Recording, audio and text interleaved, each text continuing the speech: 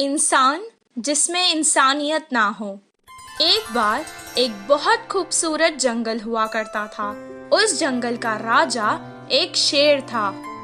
वो जंगल के हर जानवर को अपने बच्चों की तरह ही देखता था और इसी तरह सभी जानवर एक साथ मिलजुल कर रहते थे।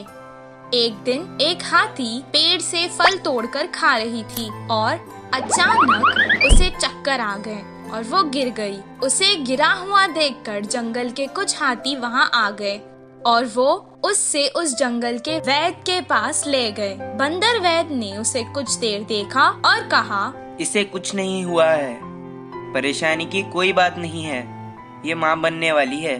ये खुशखबरी सुनकर जंगल के सभी जानवर खुशी मनाने लगे। गधे ने हाथी से कहा, अरे वाह, अब बस आराम करना और मेरी तरह भारी चीजें मत उठाना।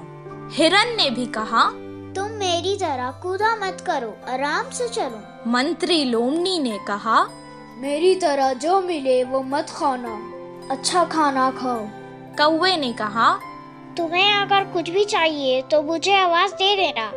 ये सब सुनकर राजा ने कहा, हमारे हाथी मित्र की अब हम सबको ही मिलकर देखभाल करनी चाहिए। जंगल के सभी जानवरों का ये स्नेह उसकी तरफ देखकर हाथी को बहुत खुशी हुई। हर कोई उसका ख्याल रखने लगा। उसके पेट से वो बच्चा भी सब देखता था और खुश होता था। एक दिन उस मासूम को प्यास लग रही थी। माँ, मुझे बहुत प्यास लग रही है, पानी पी लो ना। वो जंगल के पास की नदी के पास गई और पानी पीने लगी।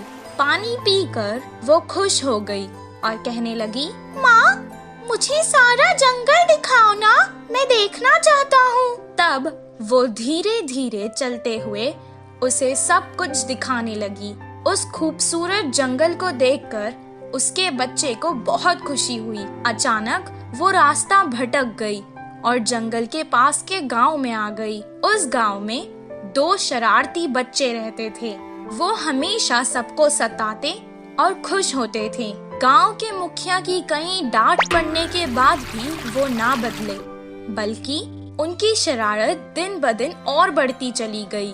कुछ दिन बाद उन्होंने सोचा कि पटाखों के साथ कुछ शरारत करते हैं। तब उन्होंने वो पटाखे एक अनानास में भर डाले और रख दिए। तभी वहाँ से वो हाथी जा रही थी। पटाखों से भरा अनानास उन्होंने उस बेचारे हाथी को खिला दिया। वो खाते ही अचानक हाथी के मुंह में वो अनानास फट गया और उस बेचारे हाथी का मुंह बुरी तरह से जख्मी हो गया।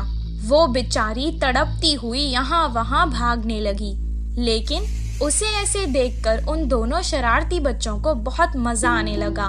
वो भागते भागते वापस जंगल आ गई और अपने मित्रों को सारा हाल सुनाने लगी। वो सब एक जगह जमा होकर बहुत दुखी हो गए।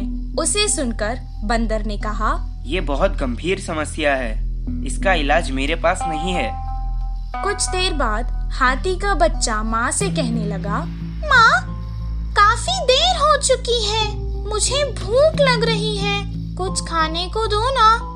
बेचारी मुंह जख्मी होने के कारण ना खुद कुछ खा पा रही थी और ना अपने भूखे बच्चे को कुछ खिला पा रही थी।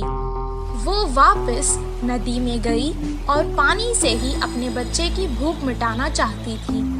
कुछ देर पानी पीने के बाद उसने अपने मासूम बच्चे से रोते हुए कहा, बेटा, मुझे माफ कर देना, मैं तुम्हें इस जालिम दुनिया में नहीं आने दूंगी। इतना कहकर उसने अपनी जान दे दी। हाथी की मृत्यु देखकर जंगल के सभी जानवर दुखी हो गए और उस घटना के बाद कभी कोई उस जंगल से बाहर नहीं गया।